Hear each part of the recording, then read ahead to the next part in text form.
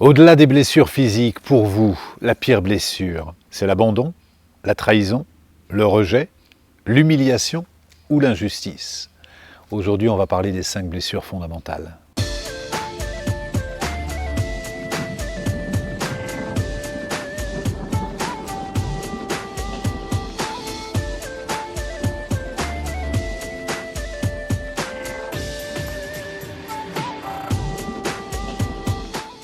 Bonjour et bienvenue sur les Chroniques du Moulin. Je suis heureux de vous retrouver chaque semaine pour partager avec vous sur ce thème. Depuis des années, j'établis le lien entre la sagesse des peuples premiers et le monde moderne, pouvoir s'inspirer de ces sagesses traditionnelles et en même temps en trouver un impact dans le quotidien en s'inspirant aussi de la psychologie, de la philosophie. Pour moi, je suis vraiment dans une approche globale et je crois que ce sont cette approche globale qui nous permet dans nos relations quotidiennes, dans nos relations amoureuses, familiales, de mieux se comprendre pour être simplement mieux dans ses baskets. Et aujourd'hui, j'aimerais rendre hommage, ça sera un hommage à Alice Bourbeau, cette auteure québécoise magnifique qui a mis en avant les 5 blessures fondamentales, qui sont ces 5 blessures qui nous empêchent d'être nous-mêmes et qui nous empêchent simplement d'être heureux. Ces 5 blessures qui sont la blessure d'abandon, la blessure de rejet, la blessure de trahison, la blessure d'injustice et celle d'humiliation. Et la base de ces 5 blessures, pour vraiment comprendre ces 5 blessures, la base c'est que ce n'est jamais l'événement en lui-même qui fait qu'on vit la blessure, mais l'histoire qu'on se raconte. Moi j'ai accompagné des hommes et des femmes par exemple qui ont été physiquement nés sous X ou abandonnés par leurs parents à la naissance et élevés par un grand-père ou par une grand-mère et qui ne souffrent pas particulièrement, qui n'ont pas été particulièrement plus que ça affectés par la blessure d'abandon, parce qu'ils ont reçu beaucoup d'affection de leur grand-père ou de leur grand-mère, et d'autres pour qui le père n'est pas venu à la compétition de piscine et qui le vivent depuis comme un abandon. Et donc c'est pas l'événement, c'est l'histoire qu'on s'est racontée et la charge émotionnelle. Et depuis, j'allais dire notre naissance, mais c'est pas depuis notre naissance, c'est même au moment de notre conception, puisque dans notre conception, si par exemple notre mère ne voulait pas d'enfant, pour des raisons qui lui sont propres, je peux nourrir dès la conception une blessure d'abandon ou une blessure de rejet ou une blessure de trahison qui va m'accompagner dans tout mon parcours, dans tout mon chemin. Et comprendre quelles sont les blessures auxquelles nous sommes le plus sensibles, c'est déjà pouvoir apprendre à s'en libérer. Si je suis demain invité par Romain qui me dit bah tiens demain on va au restaurant et je t'invite à déjeuner demain, bah, ok super je suis content, et puis demain matin il m'appelle en me disant écoute finalement je peux pas t'inviter au restaurant, je suis pas disponible. Ah ok bon bah, c'est comme ça arrive. Et puis moi j'apprends qu'il est allé au restaurant avec un autre. À partir de ce moment-là, je vais à partir de mon histoire, interpréter l'événement. Il est parti manger au restaurant avec un autre, alors qu'il devait manger avec moi. En fait, il m'a rejeté. Je me retrouve comme un imbécile à la porte du restaurant. Donc, il m'a rejeté, il n'a pas voulu de moi. Deuxième, j'ai été abandonné. Je me retrouve comme un con, je ne sais pas avec qui je vais manger, je suis abandonné.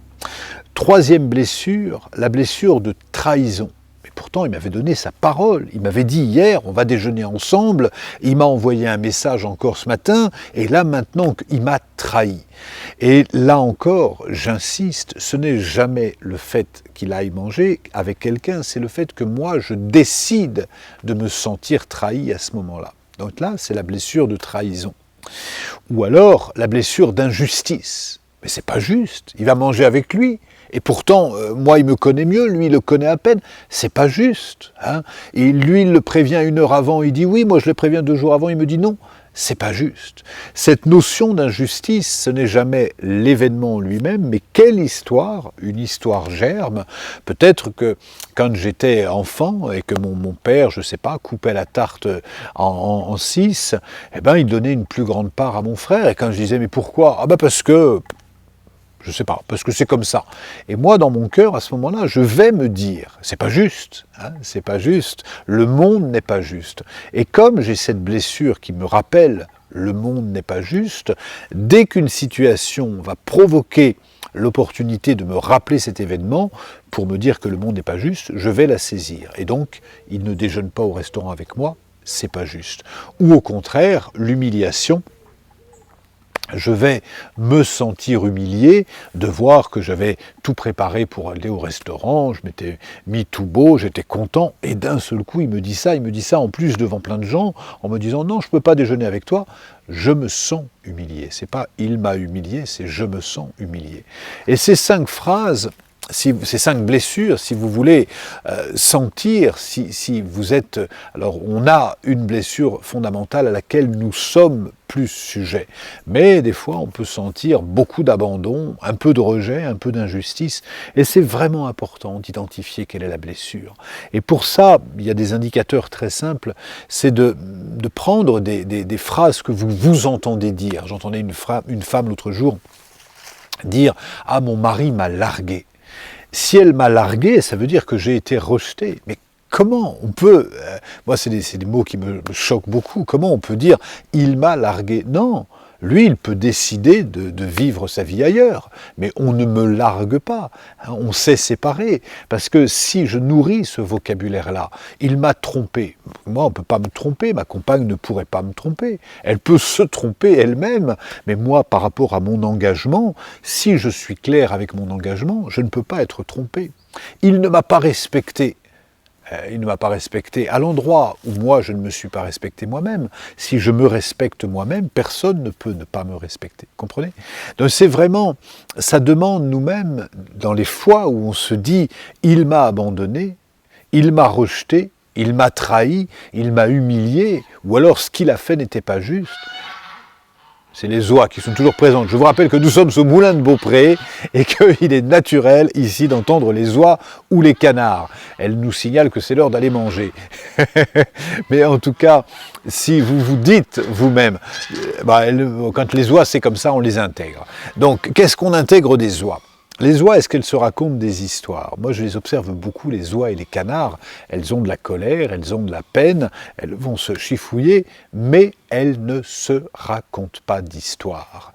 Et j'ai remarqué d'ailleurs, merci les oies de me faire penser à ça, j'ai remarqué l'autre jour, en regardant les oies, qu'il y en avait une qui était mise au banc un petit peu. C'est-à-dire qu'elle s'approchait trop près de la nourriture, et puis les 2 grandes lui donnaient des coups de bec, et donc elle se retrouvait en extérieur. Mais elle revenait, et elle se reprenait un coup de bec, et elle revenait. Et puis la 7e ou la 8e fois, hop, les autres la laissent manger, et elle mange avec les autres. Ça, c'est le cas des oies. Ce n'est pas le cas des humains, parce que nous, une fois qu'on a été rejeté 3 fois, on se dit « il m'a abandonné, il m'a trahi, il m'a rejeté ». Alors l'invitation aujourd'hui, ça va être d'agir comme des oies.